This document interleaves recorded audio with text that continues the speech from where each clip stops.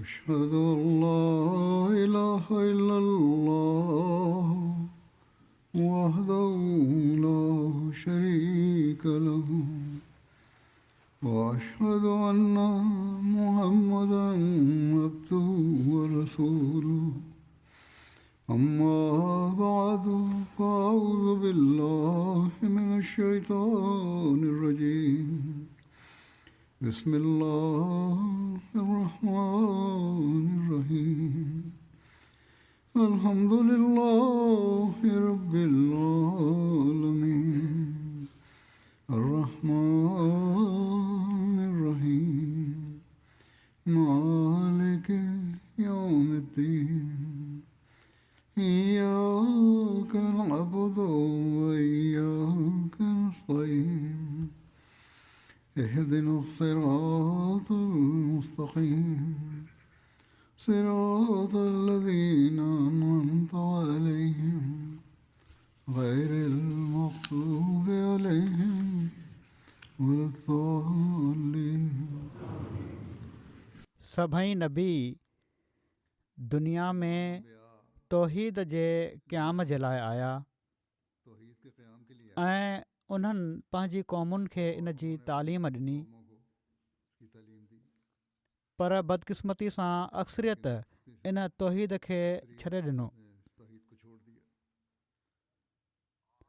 पाण सॻोरा सल्लल्लाहु अलैहि वसल्लम बि इहो ई पैगाम खणी आया, इन ई कम खे जारी रखण जे लाइ आया ऐं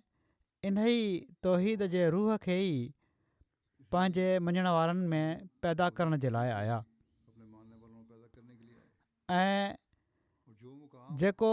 मक़ाम पाण सॻोरनि सल्लल्लाहु अलैहि वसल्लम जो आहे इन बारे में उहो ॿियो कंहिंजो न आहे.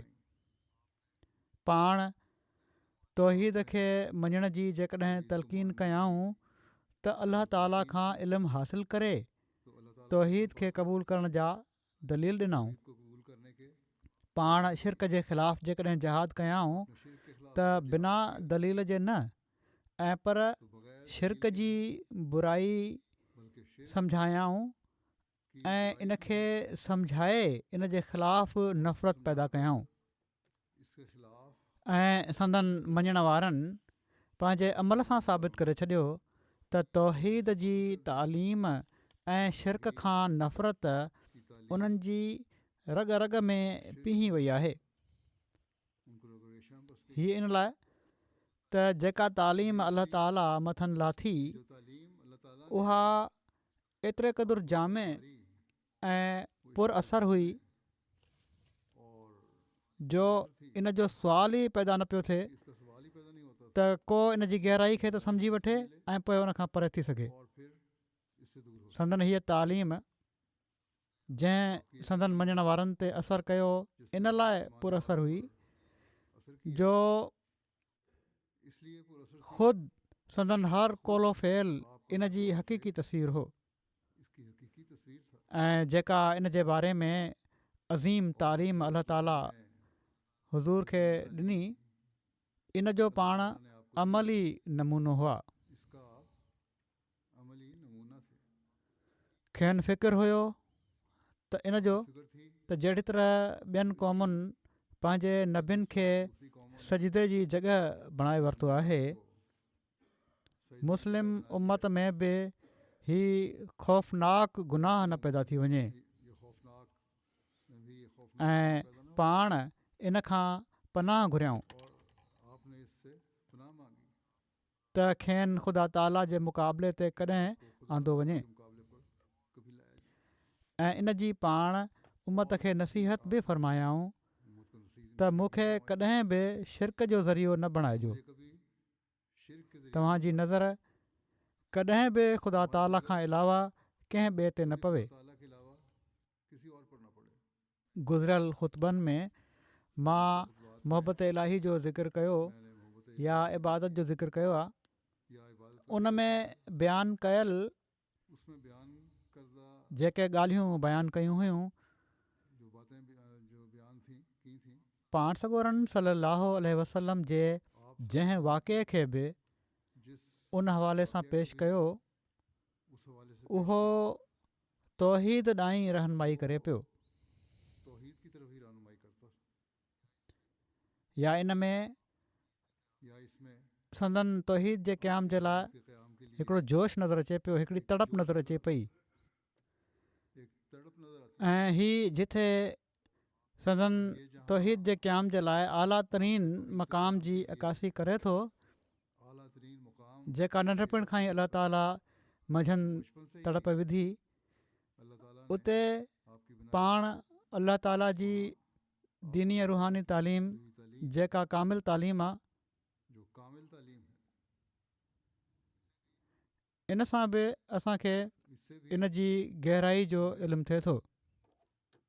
इसकी गहराई का इल्म क़ुर शरीफ़ में बार बार मुख़्तलिफ़ पहलुअनि खां असांखे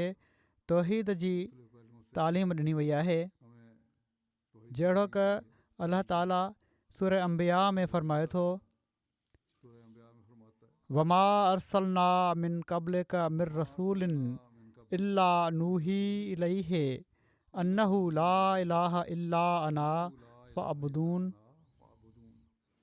ऐं असां तोखां पहिरियां को रसूल नाहे मोकिलियो, पर असां उन ॾांहुं वही कंदा हुआसीं त यकीननि मूंखां सवा को माबूद नाहे, सो मुंहिंजी इबादत कयो। बस मेरी ही इबादत करो। ऐं पोइ इबादत जा जेके उसलूब इबादत खेनि सेखारियईं, ऐं जहिड़ी तरह पाण तौहीद जे मक़ाम जो हक़ अदा कंदे इबादत कयाऊं, तौहीद के मुकाम कंहिं ॿिए मज़हब में इन जो उशर अशीर बि नज़र नथो अचे। इसका उशीर भी वरी अल्लाह ताला फ़रमाए थो क़ुर शरीफ़ में, कुल इन्नी उमिरतो अन आबुदल्लाह मुख़लिसन लहुद्दीन, तूं चई छॾ त मूंखे हुकुम ॾिनो वियो आहे त मां अल्लाह जी इबादत उन ई जे लाइ दीन खे ख़ालिस कंदे कयां। उसी के लिए दीन को खालिस करते हुए सो जॾहिं हिकिड़ो हक़ीक़ी मुस्लमान बि ही पढ़ंदो मान भी त उहो बि ही ऐलान कंदो त मां ख़ालिस थी करे अल्लाह ताला जी इबादत करणी आहे अल्लाह ताला की इबादत करनी है, ऐं ख़ालिस तौहीद जे क़याम जी कोशिशि करणी आहे उसके क़याम की कोशिश करनी है। ऐं उन उसवा ते हलणो आहे और उस जेका पाण सॻोरन सल्लल्लाहु अलैहि वसल्लम इन ऐलान सां क़ाइमु फरमाई, जंहिंजो क़ुर शरीफ़ में हुकुम ॾिनई, कुरान शरीफ जेकॾहिं असीं ख़ालिस अगर हम तौहीद जे क़याम सां खालिस तौहीद के पंहिंजी इबादतुनि जा मयार क़ाइमु कंदासीं अपनी इबादतों के मयार कायम करेंगे त हिकिड़ो इनकलाब आणण वारो बणिजी सघूं था, न त सिर्फ़ु ॻाल्हियूं आहिनि बातें ऐं हक़ीक़ी मोहित बि चवराइण वारा थींदासीं, तॾहिं असां। खिलाने वाले होंगे। वरी अल्लाह ताला फ़रमाए थो, फिर वाबुदुल्लाह वला तुशरिकू बिही शैया, तुशरिकू बिही ऐं अल्लाह जी इबादत कयो ऐं कंहिं शइ खे उन जो शरीक करार न ॾियो। किसी चीज़ को उसका शरीक न ठहराओ। हिकिड़े ॿिए हंधि अल्लाह ताला फ़रमाए थो, एक और जगह अल्लाह ताला व इलाहुकुम इलाहुम वाहिद इलाहुकुम ला इलाहा इल्ला हुवर रहमानुर रहीम, इल्लाहु अर्रहमानुर रहीम। ऐं तव्हांजो माबूद हिकु ई माबूद आहे, को माबूद नाहे पर उहो ई रहमान ऐं रहीम। नहीं मगर वही रहमान और रहीम। वरी क़ुर शरीफ़ जे आख़िर में अल्लाह ताला कुरान करीम पंहिंजी तौहीद जे क़याम जो ऐलान फ़रमाए थो अल्लाह ताला अपनी तौहीद त का ऐलान फरमाता कुल हुवल्लाहु अहद अल्लाहु समद लम यलिद वलम यूलद वलम यकुल लहू कुफुवन अहद। तूं चई छॾ त हू अल्लाह हिकु ई आहे, अल्लाह बेइहतियाज आहे, न उन कंहिंखे ॼणियो आहे ऐं न हू ॼणियो वियो, उसने किसी को जाना ऐं उन जो ना वो जाना गया, कॾहिं को मटु नाहे थियो। उसका कभी कोई हमसर नहीं हुआ। अल्लाह ताला हिते हर क़िस्म जे शिरक जे रद जो ऐलान फ़रमाए छॾियो के रद का ऐलान ऐं पाण सॻोरन सल्लल्लाहु अलैहि वसल्लम खे फ़रमायाईं त इन जो ऐलान दुनिया में करे छॾ। से फरमाया, इसका सो जॾहिं संदन मञण वारा बि ही पढ़नि जब आपके मानने त असांजो बि फ़र्ज़ु आहे त इन ख़ालिस तौहीद जो ऐलान कयूं, कि इस खालिस जंहिंजो हिन सूरत में ऐलान कयो वियो आहे इसका इस ऐं केतिरनि ॿियनि जॻहुनि ते ऐलान कयो वियो आहे। जगहों पे ऐलान ऐं पंहिंजे कौल ऐं फ़ेल सां दुनिया खे ही ॿुधायूं त अल्लाह ताला ई वाहिद आहे है कि अल्लाह ताला ही ऐं हर शइ खां बेइहतियाज आहे, और हर चीज़ अणघुरजाऊ आहे, ऐं पर हर शइ उन जी मुहताज आहे, न हू कंहिंजो पीउ आहे न पुटु, ऐं उन जहिड़ो को बि थी नथो सघे। जैसा कोई भी हीउ अहिड़ो ऐलान आहे जेको हर मज़हब जी बिगड़ियल तालीम जो ट्रोड़ करे थो, बिगड़ी हुई तालीम का रद्द करता ऐं इहा ई तालीम आहे जंहिं जे ऐलान सां इंसान खे अलाह ताला जो कुर्ब मिली सघे थो अल्लाह ताला का कुर्ब मिल ऐं इन जो सभिनी खां आला ऐं अरफ़ा नमूनो सबसे आला और अल्फा असांजा सैयद मौला हज़रत मुहम्मद मुस्तफ़ा सलाहु वसलम आहिनि संदन ज़िंदगी जी हर घड़ी तौहीद जे क़याम जे लाइ गुज़री ऐं पर जहिड़ो की मूं ॿुधायो नंढपण खां ई बल्कि जैसा कि मैंने बताया संदन से ही आपकी तौहीद ख़ालिस जे लाइ आपको अल्लाह ताला तरबियत फरमाई हुई आपकी तौहीद खालिस के लिए अल्लाह ताला ने तरबियत फरमाई ही कुझु मिसाल आहिनि जेके क़ुर शरीफ़ मां मूं ॾिना आहिनि कुरान शरीफ से मैंने दी हैं इन पैगाम सां क़ुर शरीफ़ त भरियो पियो आहे कुरान करीम तो भरा पड़ा है पाण सॻोरन सलाहु वसलम जी सीरत जा बि कुझु वाक़िया पेश कयां थो कुछ वाक़यात पेश करता हूँ जंहिं मां नंढपण खां नबूअत जी दावा ताईं ऐं संदन ज़िंदगी में संदन तौहीद जे लाइ जिंदगी में तड़प ऐं इन जी कोशिशि जो ज़िक्र मिले थो तड़प और उसकी कोशिश का जिक्र मिलता है पाण सॻोरन सलाहु वसलम जी फितरत अहिड़ी पाकीज़ा हुई वसल्लम की फितरत जो तौहीद सां मुहबत संदन रग रग में शामिलु कई वई हुई में वदीद की गई ऐं संदन तबियत नबूअत जे मक़ाम ते फ़ाइज़ थियण खां पहिरियां ई मुकाम पर शिरक पहुंचने से पहले ऐं बुतनि जी पूॼा खां मुतनफ़िर हुई और बुतों जीअं त हिकिड़ी रिवायत में अचे थो हज़रत उम्मे ऐमन बयानु कनि थियूं त बुआना उहो बुत हुयो जंहिंजी कुरैश वॾी ताज़ीम कंदा हुआ जिसकी कुरैश बहुत ताज़ीम उन वटि हाज़िरी ॾेई कुर्बानियूं कंदा हुआ हाज़िरी ऐं साल में हिकिड़ो ॾींहुं उते एतकाफ़ कंदा हुआ और साल में एक दिन वहाँ इत्काफ करते थे अबू तालिब बि पंहिंजी क़ौम सां गॾु उते वेंदा हुआ ऐं रसूलुल्लाह सलाहु वसलम खे बि साण वठी वञणु चाहींदा हुआ पर पाण इनकार करे छॾींदा हुआ एसि ताईं जो हिकु भेरे हुज़ूर जूं पुफियूं ऐं अबू तालिब हुज़ूर सां ॾाढो नाराज़ थिया ऐं चवणु लॻा ए मोहम्मद तूं छा थो चाहीं कि ए मोहम्मद तुम क्या छा तूं पंहिंजी क़ौम जे मज़हबी ॾिहाड़े में शरीक थी उन्हनि जे इज्तिमा में वाधारो न कंदे में इजाफा नहीं करोगे बहरहाल हिकु भेरे पंहिंजी पुफियुनि जे इसरार ते पाण उते हलिया त विया पर सख़्तु ख़ौफ़ज़दा थी वापसि अची विया ऐं चयाऊं त मां उते हिकिड़ो अजीब मंज़रु ॾिठो आहे कि मैंने पुफियुनि चयो त एॾे नेक इंसान ते शैतान असरु नथो करे सघे पुछियाऊं नहीं कर सकते त तव्हां छा ॾिठो आहे पूछा आपने पाण सॻोरन सरसम ॿुधायो त जीअं ई मां बुत जे वेझो वञणु लॻा पियो जो ही मैं त हिकिड़ो सफ़ेद पोश शख़्स रड़ियूं करे चए पियो त ए मोहम्मद पोइ थी कहता था ऐं इन बुत खे हथु न लाइ पीछे रहो और इस बुत को इन खां पोइ रसूलुल्लाह सल्लल्लाहु अलैहि वसल्लम के बाद मुशरिकनि जे कंहिं मज़हबी ॾिहाड़े में शिरकत न कई बार में शिरकत नहीं की ऐं अलाह ताला हमेशह खेनि अहिड़ियुनि मुशरिकाणियुनि रस्मुनि खां महफ़ूज़ रखियो महफूज रखा नबूअत जी दावा खां पहिरियां जी हीअ ॻाल्हि आहे दावे नबूवत नंढपण में पंहिंजे चाचे अबू तालिब सां गॾु अपने चचा अबू तालिब शाम जे सफ़र दौरान ईसाई राहिब बहीरा सां मुलाक़ात थी त पाण सॻोरन सलाहु वसलम उन जे हिकिड़े सुवाल ते फ़रमायो हुयो त मूंखां लात ऐं उज़ा बुतनि जे बारे में न पुछ ख़ुदा जो कसम इन्हनि खां वधी करे मूंखे ॿी कंहिं शइ खां नफ़रत कान्हे और किसी चीज़ से नफरत नहीं जॾहिं पाण सॻोरा सलाहु वसलम हज़रत ख़तीजा जो माल तिजारत वारो खणी शाम मुल्क विया त रसूलुल्लाह सलाहु वसलम उहो समूरो सामान विकिणियो ऐं उन जे बदिले ॿियो सामान ख़रीद कयाऊं इन ई दौरान पाण सॻोरन सरसम ऐं हिकिड़े माण्हू जे विच में कंहिं मामले में इख़्तिलाफ़ु थी वियो और एक आदमी के उन माण्हू चयो मामले में त लात ऐं उज़ा जो कसम खण उस आदमी ने कहा माना त लात पोइ मां तुंहिंजी ॻाल्हि मञंदुसि हीअ कसम खण शाहिदी ॾे पे मैं तुम्हारी त रसूलुल्लाह सलाहु वसलम फरमायो त मां कॾहिं बि इन्हनि बुतनि जो कसम नाहे खयों कभी भी इन मां कसम उन्हनि जे भरिसां लंघंदो बि आहियां त मुंहुं ॿिए पासे करे वठंदो आहियां ऐं तूं मूंखे चईं थो त कसम खण हीअ कीअं थो थी सघे कितना हो सकता इन ई तौहीद खे हासिलु करण जे लाइ पाण इसी तौहीद हिरा ग़ार में बि वेंदा रहिया पहिरियां बि इन जो ज़िक्र थी चुको आहे ऐं हिकु ख़ुदा जी इबादत ऐं तौहीद जी दिलि में तड़प हूंदी हुई संदन उते इन जो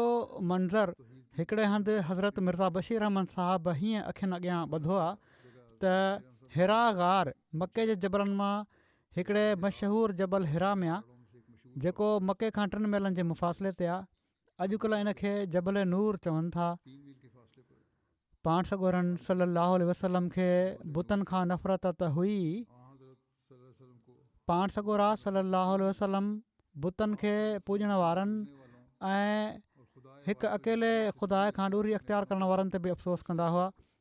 सिर्फ़ु ख़ुदि न ऐं पर माण्हुनि ते बि अफ़सोस हुयो त छो बुतनि खे पूॼनि था ऐं बेसत खां अॻु आबादी खां परे इन गार में इबादत कंदा हुआ। पाण सॻोरा सलाहु वसलम जॾहिं 40 सालनि जा थिया त हिकिड़े ॾींहुं जिब्राइल ज़ाहिर थिया ऐं पाण सॻोरन सलाहु वसलम ते सभिनी खां पहिरीं वही नाज़िल थी, जंहिंजे ज़रिए ख़ुदा ताला खेनि मबूस कयो। इन पहिरीं वही सां गॾु ई पाण सॻोरन सलाहु वसलम माण्हुनि खे तौहीद बारी ताला ॾांहुं सॾणु शुरू कयो ऐं शिरक जे ख़िलाफ़ु तालीम ॾियणु लॻा। पर शुरू में पाण पंहिंजे मिशन जो खुलियो खुलायो इज़हार न फ़रमायाऊं ऐं पर तमामु ख़ामोशी सां कारवाई शुरू कयाऊं ऐं सिर्फ़ु पंहिंजे मिलण वारनि जे हल्के ताईं पंहिंजी तालीम खे महदूद रखियाऊं।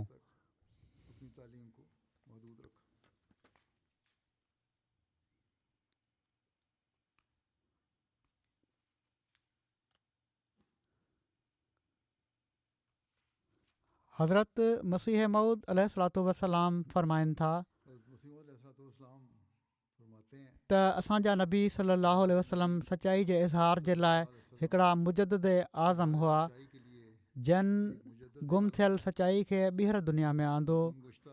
इन फ़ख़ुर में असांजे नबी सलाहु वसलम सां को बि शरीक न आहे जो पाण सॼी दुनिया खे हिकिड़ी ऊंदाही में ॾिठाऊं ऐं पोइ संदन ज़हूर सां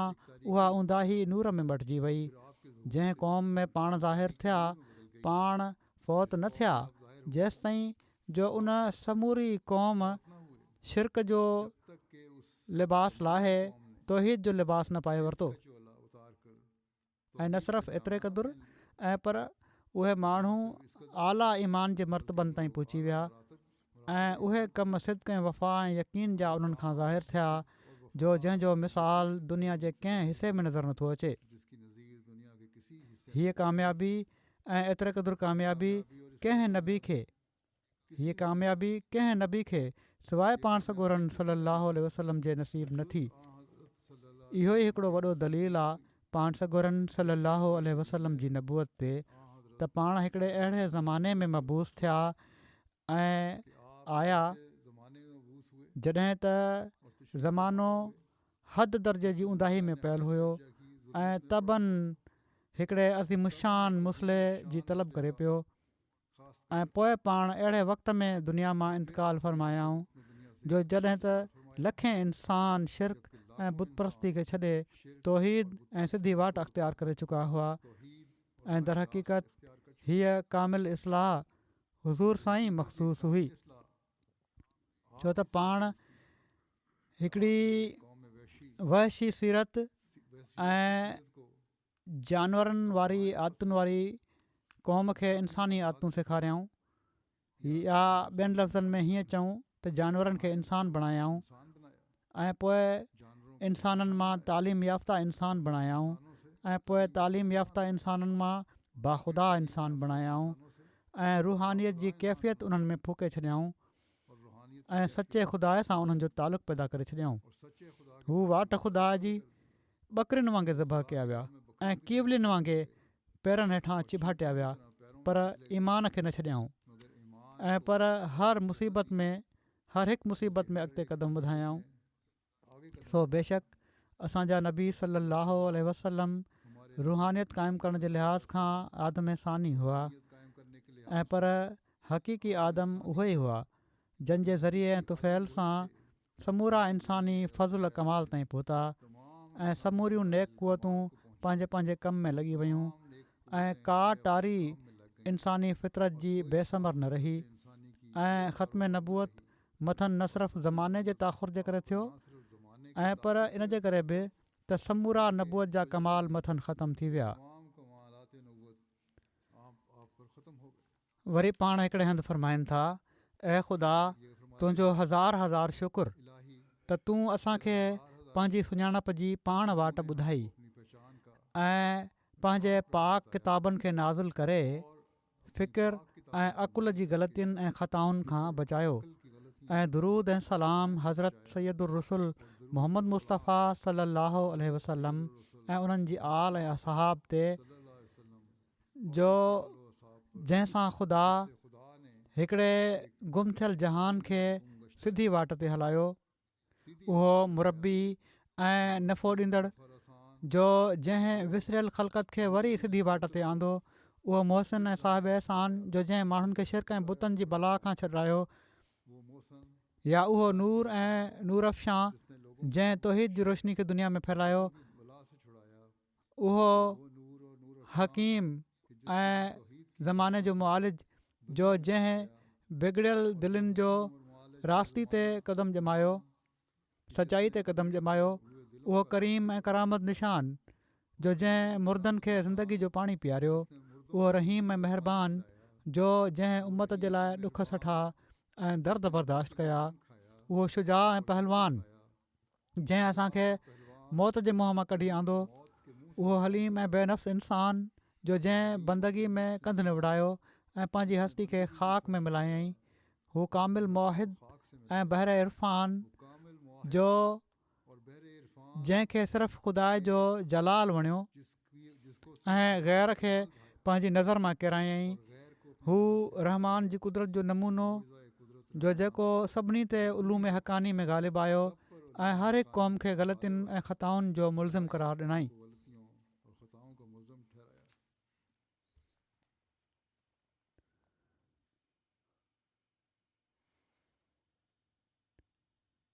वरी पाण हिकिड़े हंधि फरमाइनि था, अॼु दुनिया में उहा शइ जो जंहिंजो नालो तौहीद आहे, सवाइ पाण सॻोरनि सलम जी उम्मत जे ॿिए कंहिं फ़िरक़े में मौजूदु नाहे ऐं सवाइ क़ुर शरीफ़ जे ॿिए कंहिं किताब जो निशान नथो मिले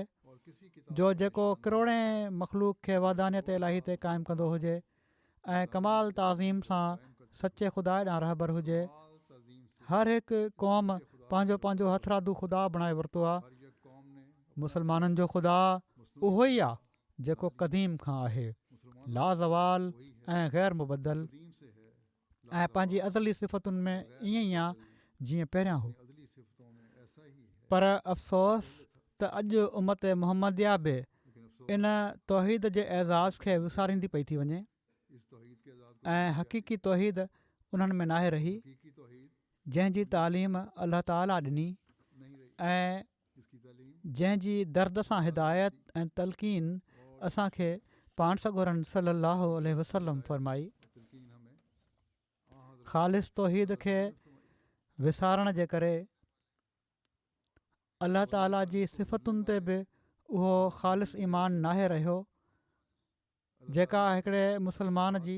ख़ुसूसियत हुअणु घुरिजे। अहिड़े में पाण सॻोरनि सलाहु वसलम जे सचे ग़ुलाम खे मञण वारनि जो कमु आहे त तौहीद जी हक़ीक़त खे सम्झनि ऐं इन जे लाइ पंहिंजे अंदरि ख़ासि तब्दीलियूं पैदा कनि। हीअ इबादत जो ख़ासि महीनो आहे रमज़ान जो, इन में ख़ासि तौर ते इन जी कोशिश हुअणु घुरिजे ऐं इन जे लाइ दुआ करणु घुरिजे।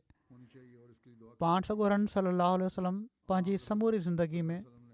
जहिड़ी तरह तौहीद जे क़याम जे लाइ कोशिशि कई, जेकॾहिं असांखे साणनि मुहबत जी दावा आहे त असांखे इन जे लाइ ख़ासि कोशिशि करणी पवंदी। अल्लाह ताला जे हुकुम सां तौहीद जे क़याम जे लाइ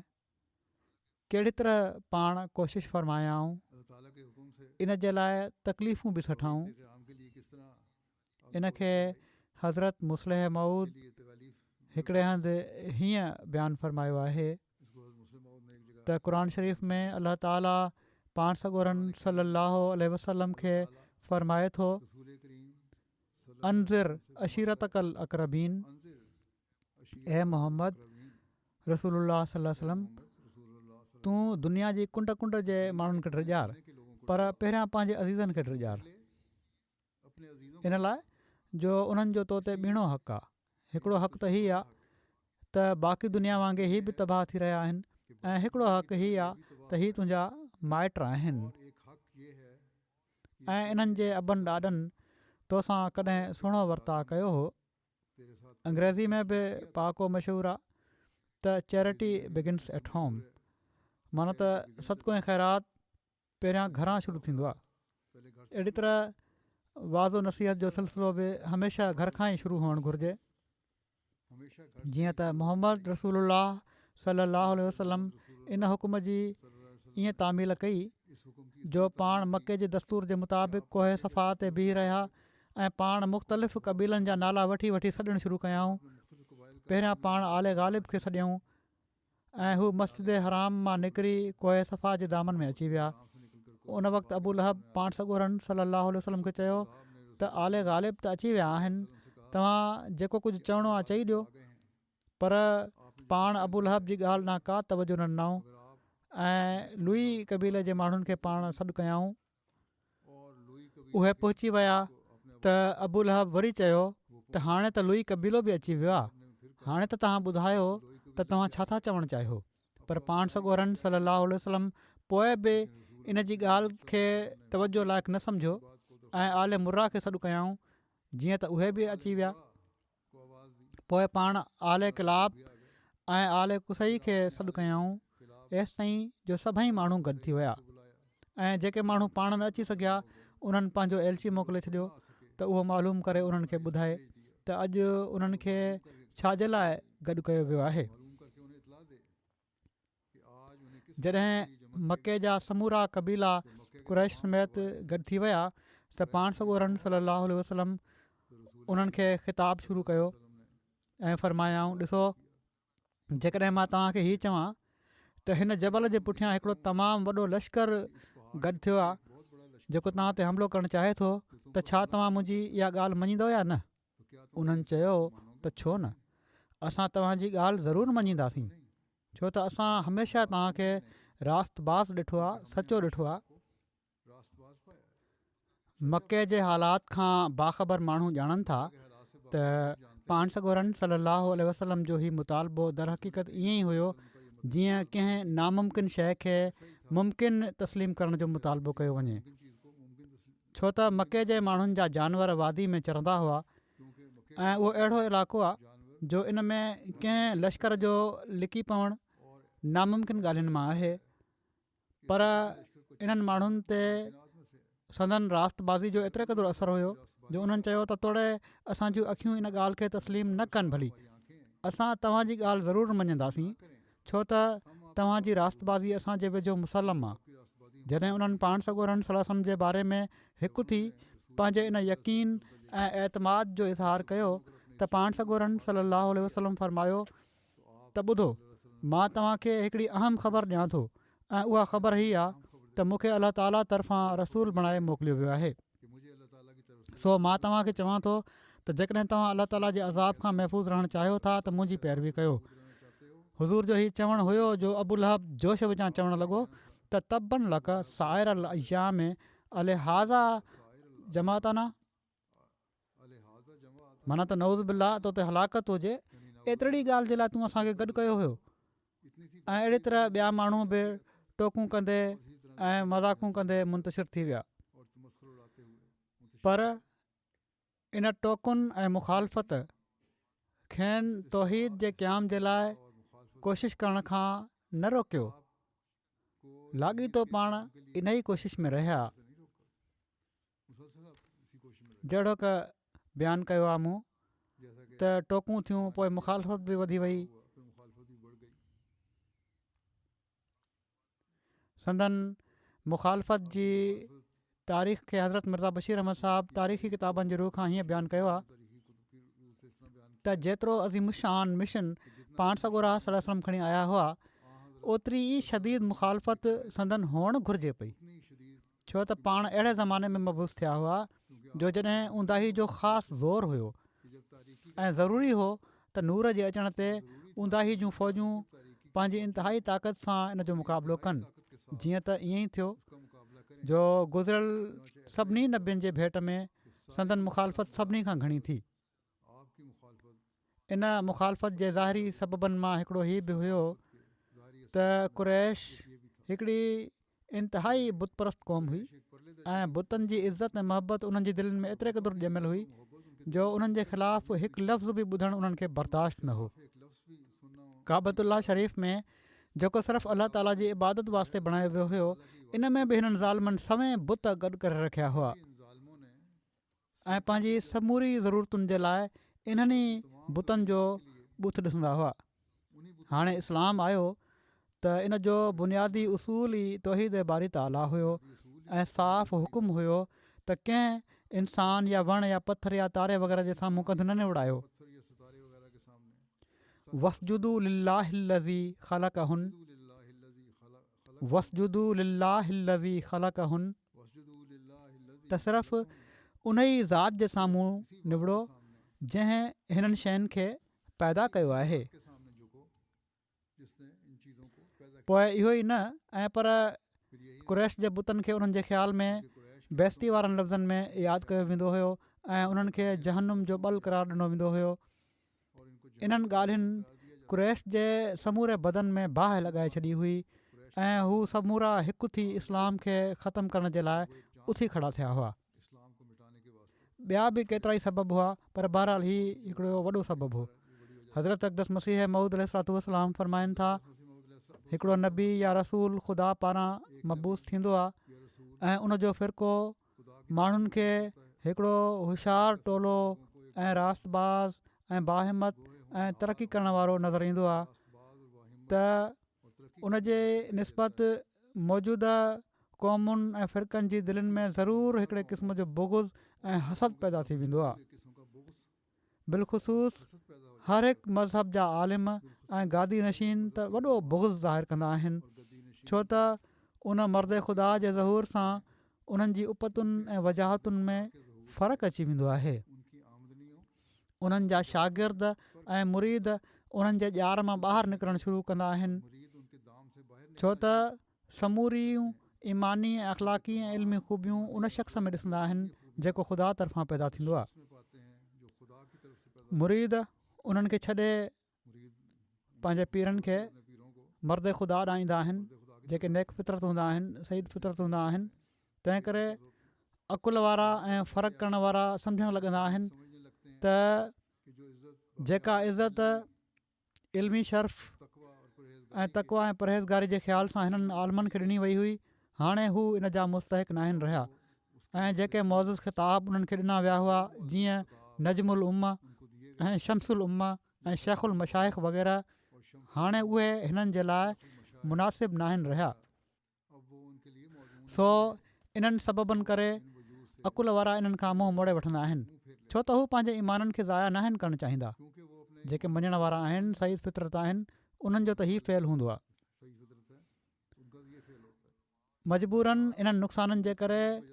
आलिमनि ऐं मशाइख़ जो फ़िरक़ो हमेशह नबियुनि ऐं रसूलनि सां साड़ कंदो आयो आहे। सबबु हीअ आहे त ख़ुदा जे नबियुनि ऐं मामूरनि जे वक़्तु हिननि माण्हुनि जा वॾा राज़ उघाड़ा थींदा आहिनि, छो त दरअसल उहे नाक़िस हूंदा आहिनि ऐं तमामु ई घटि हिसो नूर मां रखंदा आहिनि ऐं उन्हनि जी दुश्मनी ख़ुदा जे नबियुनि ऐं रास्तबाज़नि सां सिर्फ़ु नफ़सानी हूंदी आहे ऐं सरासर नफ़्स जे ताबे थी नुक़सानु पहुचाइण जा मनसूबा सोचींदा आहिनि ऐं पर अक्सर करे हू पंहिंजी दिलनि में महसूस बि कंदा आहिनि त हू ख़ुदा जे हिकिड़े पाक दिल बाने खे नाहक तकलीफ़ पहुचाए ख़ुदा जे गज़ब हेठि अची विया आहिनि ऐं उन्हनि जा अमल बि जेके मुख़ालिफ़ कारिस्तानियुनि जे लाइ हर वक़्तु उन्हनि खां सरज़द थींदा रहंदा आहिनि, उन्हनि जी दिलि जी क़सूरवार हालति खे उन्हनि ते ज़ाहिर कंदा रहंदा आहिनि, पर पोइ बि हसद जी बाहि जी तेज़ इंजण दुश्मनी जे खॾुनि ॾांहुं उन्हनि खे छिकियूं वठी वेंदी आहे। इहे ई सबबु हुआ जन पाण सॻोरनि सल्लल्लाहु अलैहि वसल्लम जे वक़्त में मुशरिकनि ऐं यहूदियुनि ऐं ईसाइनि जे आलमनि खे न सिर्फ़ु हक़ क़बूल करण खां महरूम रखियो ऐं पर सख़्तु दुश्मनी ते बि तयारु करे छॾियो। तंहिं करे हू इन फ़िक्र में लॻी विया त कहिड़ी तरह इस्लाम खे दुनिया मां ख़तमु करे छॾनि ऐं छो त मुस्लमान इस्लाम जे शुरूआती ज़माने में थोरा हुआ, तंहिं करे उन्हनि जे मुखालफ़नि इन तकबुर सबबु जेको फितरतनि अहिड़नि फ़िरक़नि जी दिलि ऐं दिमाग़ में वेठल हूंदो आहे, पंहिंजो पाण खे दौलत में, माल में, जमायत जी घणाई में, इज़त में, मरतबत में ॿिए फ़िरके खां बरतर सम्झंदा आहिनि। उन वक़्त जे मुस्लमाननि माना त असहाबनि सां सख़्तु दुश्मनी जो वर्ताउ कयाऊं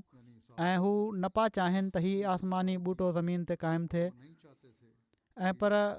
हू इन्हनि रास्तबाज़नि खे हलाकु करण जे लाइ पंहिंजे न चोटी ताईं ज़ोर लॻाए रहिया हुआ ऐं तकलीफ़ पहुचाइण में का घटिताई न कई हुअऊं। ऐं उन्हनि खे हीउ ख़ौफ़ हुयो त ईअं न थिए जो हिन मज़हब जा पेर ॼमी वञनि ऐं पोइ इन जी तरक़ी असांजे मज़हब ऐं क़ौम जी बर्बादी जो सबबु थी वञे। सो इन ई ख़ौफ़ विचां जेको उन्हनि जी दिलनि में हिकिड़ी रौबनाक सूरत में वेहिजी वियो हुयो, तमामु जाबराणियूं ऐं ज़ालमाणियूं कारवायूं उन्हनि खां ज़हूर में आयूं ऐं उन्हनि दर्दनाक तरीक़नि सां अक्सर मुस्लमाननि खे हलाकु कयो ऐं हिकिड़े ड्रिघे ज़माने ताईं जेका 13 सालनि जी मुदत हुई, उन्हनि तरफ़ां इहा ई कारवाई रही ऐं तमामु बेरहमी जे तरीक़े सां ख़ुदा जा वफ़ादार बाना ऐं इंसान ज़ात जा फ़ख़्र हिननि शरीर दरिंदनि जी तलवारुनि सां टुकड़ा टुकड़ा कया विया ऐं यतीम ॿार ऐं आजिज़ ऐं मिसकीन औरतूं गलियुनि ऐं घिटियुनि में ज़बह कया विया। इन ते बि ख़ुदा ताला तरफ़ां क़ती तौर ते ई ताक़ीद हुयो त शर जो हरगिज़ मुक़ाबिलो न कयो, जीअं त हिननि बरगुज़ीदा रास्तबाज़नि ईअं ई कयो। उन्हनि जे रतनि सां घिटियूं ॻाढ़ियूं थी वियूं, पर उन्हनि साम्हूं को जवाबु न ॾिनो ऐं क़ुर्बानीुनि वांगुरु ज़बह कया विया, पर उन्हनि दांह न कई। मके जे काफ़िरनि हुज़ूर खे तौहीद जो पैगाम फैलाइण छॾण जे लाइ ड्रिॼारियो बि ऐं लालच बि ॾिनी, पर हुज़ूर जो इहो ई जवाबु हुयो त इहो ई त मुंहिंजी ज़िंदगीअ जो मक़सदु आहे त तौहीद खे दुनिया में क़ाइमु कयां। इन लाइ अलाह ताला मूंखे मोकिलियो आहे। इन बारे में हज़रत मुस्लिह मऊद हिकिड़े हंधि लिखियो आहे त जॾहिं मुखालफ़त तेज़ थी वई ऐं हेॾां पाण सॻोरनि सल्लल्लाहु अलैहि वसल्लम ऐं संदन असहाबनि इसरार सां मके वारनि खे ख़ुदा ताला जो हीउ पैगाम पहुचाइणु शुरू कयो त हिन दुनिया खे पैदा करण वारो हिकिड़ो ख़ुदा आहे, उनखां सवाइ ॿियो को माबूद न आहे ऐं जेतिरे क़दुरु नबी थी गुज़रिया आहिनि सभई उन जी तौहीद जो इक़रार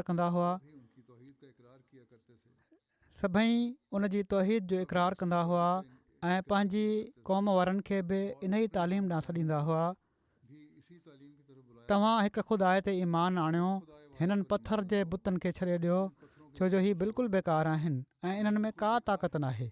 ए मके वारो, छा तव्हां ॾिसो नथा त हिननि जे साम्हूं जेका नज़र न्याज़ रखी वञे थी, जेकॾहिं इन ते मखियुनि जो मेड़ अची वेहे त उहे हिननि मखियुनि खे उॾाइण जी बि ताक़त नथा रखनि। जेकॾहिं को हिननि ते हमिलो करे त हू पंहिंजी हिफ़ाज़त नथा करे सघनि, जेकॾहिं को हिननि खां सुवाल करे त हू जवाबु नथा ॾेई सघनि, जेकॾहिं को हिननि खां मदद घुरे त हू इन जी मदद नथा करे सघनि। पर हिकु ख़ुदा त घुरण वारनि जी ज़रूरतूं पूरियूं थो करे, सुवाल करण वारनि खे जवाबु थो ॾिए, मदद घुरण वारनि जी मदद थो करे ऐं पंहिंजे दुश्मननि खे शिकस्त ॾिए थो ऐं पंहिंजे इबादत गुज़ार ॿाननि खे आला तरक़ियूं बख़्शे थो। उनखां रोशनी अचे थी जेका उन जे परस्तारनि जी दिलनि खे रोशन करे थी छॾे। पोइ तव्हां छो अहिड़े ख़ुदा खे छॾे बेजान बुतनि जे अॻियां निवड़ो था ऐं पंहिंजी उमिरि ज़ाया कयो पिया था। तव्हां ॾिसो नथा त ख़ुदा ताला जी तौहीद खे छॾे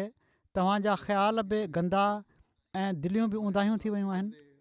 तव्हां क़िस्म क़िस्म जी वहमी तालीमुनि में मुब्तला आहियो,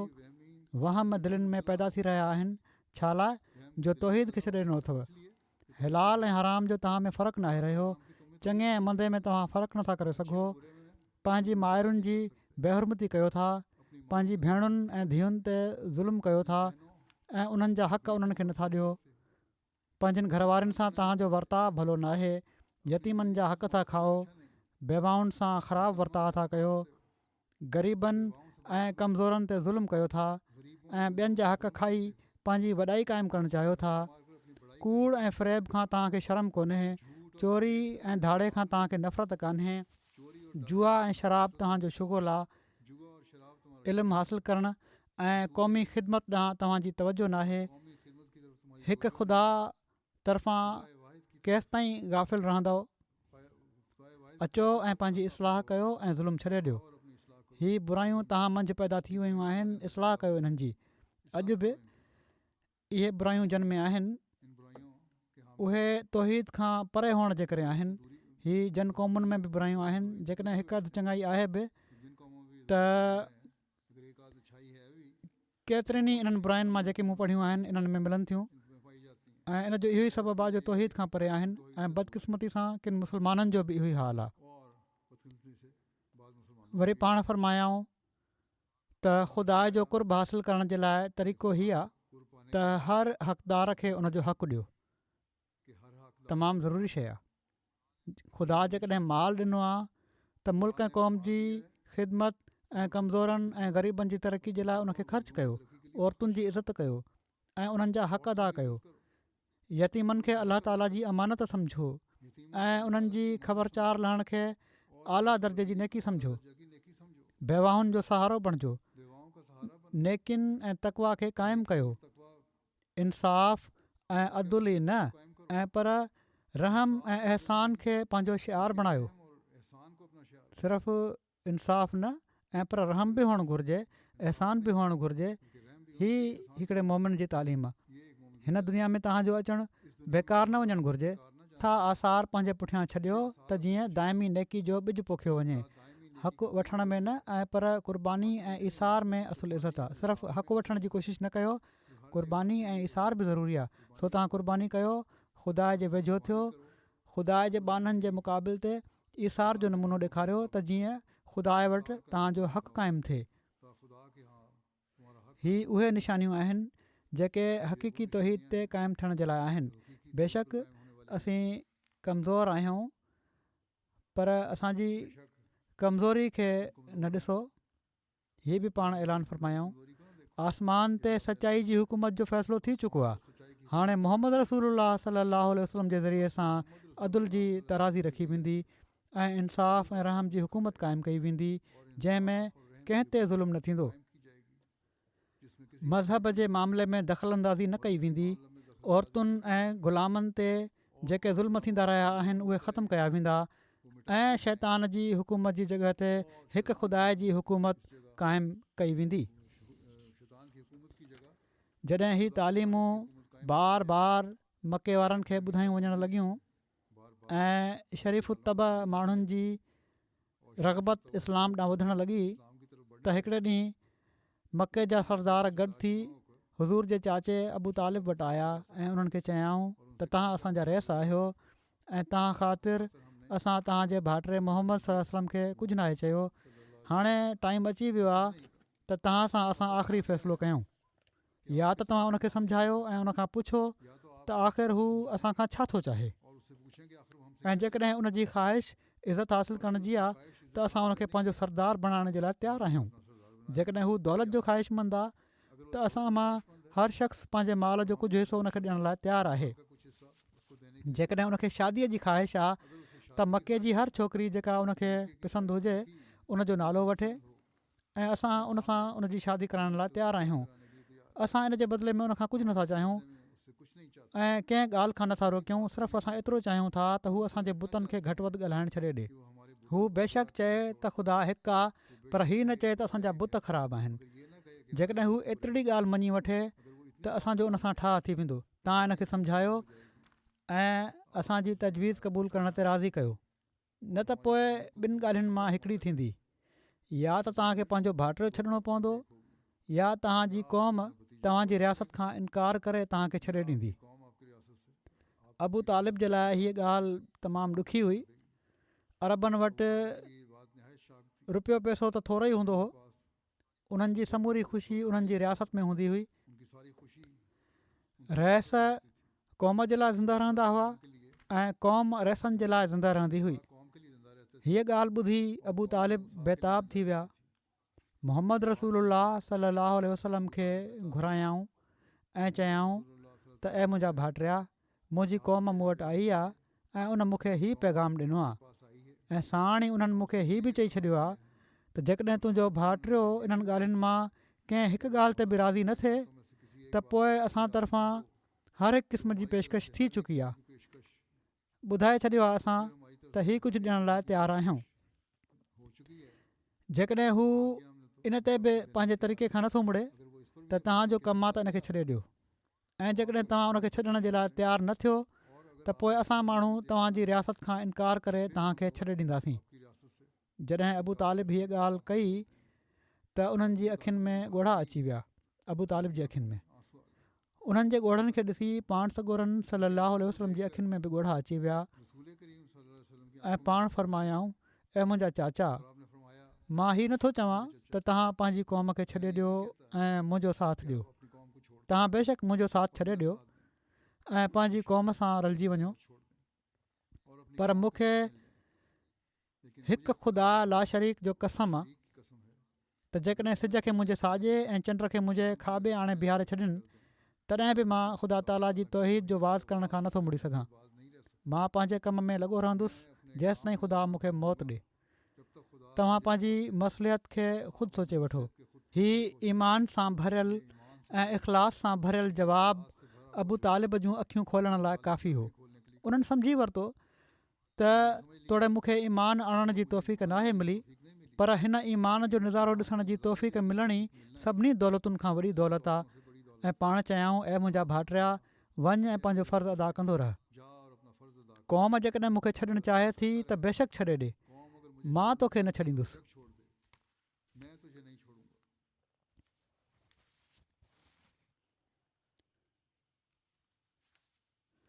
तौहीद जे क़याम जे लाइ पाण सॻोरन सल्लल्लाहु अलैहि वसल्लम मके जे काफ़िरनि तरफ़ां हर क़िस्म जे ज़ुल्म ऐं ज़्यादती खे बर्दाश्त कयो ऐं इहो ई रूह पाण पंहिंजे असहाबनि में बि पैदा फ़रमायाऊं। जहिड़ो की हज़रत मसीह मऊद अलैहिस्सलातु वस्सलाम बि लिखियो आहे, पंहिंजा उन्हनि कंध कपराया, जंहिंजो नतीजो हीउ हुयो त उन्हनि अहद जो ऐलान कंदे ज़ुल्म बर्दाश्त कयो ऐं पंहिंजूं जानियूं क़ुर्बान कयाऊं। मके जे काफ़रनि जूं समूरियूं बुरायूं जंहिंजो ज़िक्र हाणे ई थियो आहे, उन्हनि जे तौहीद खां परे हुअण जे करे हुयूं ऐं शिरक जे करे हुयूं। अॼु बि जन क़ौमुनि ऐं जन माण्हुनि में हीअ बुरायूं आहिनि, जहिड़ो की मां पहिरियां बि चयो आहे, उहे तौहीद खां परे हुअण जे करे ई आहिनि। सो अहिड़े में असांजो कमु आहे त तौहीद जो ऐलान कंदा रहूं ऐं जिथे इन तौहीद जे पैगाम खे पहुचायूं उते पंहिंजी रूहानी ऐं अख़लाक़ी हालतुनि में बि हिकिड़ी वाज़ह तब्दीली पैदा करण जी कोशिशि कयूं। तॾहिं असीं हक़ीक़ी तौहीद जा मञण वारा ऐं ख़ुदा ताला जे हुकुम ते हलण वारा चवराए सघूं था। अलाह ताला असांखे इन जी तौफ़ीक़ अता फ़रमाए।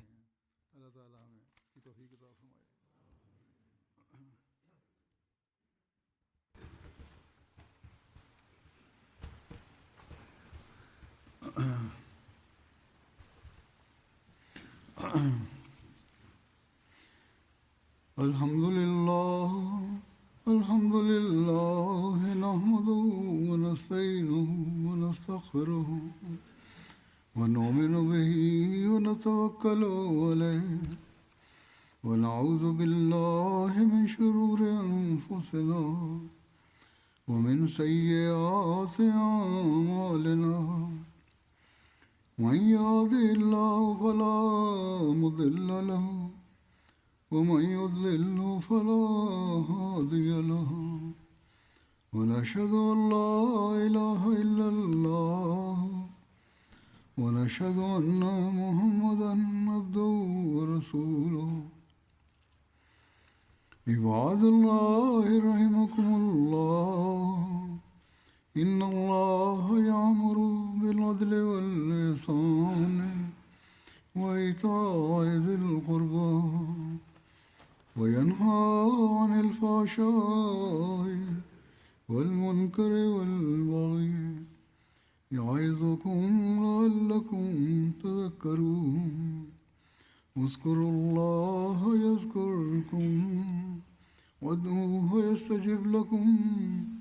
ولذكر الله أكبر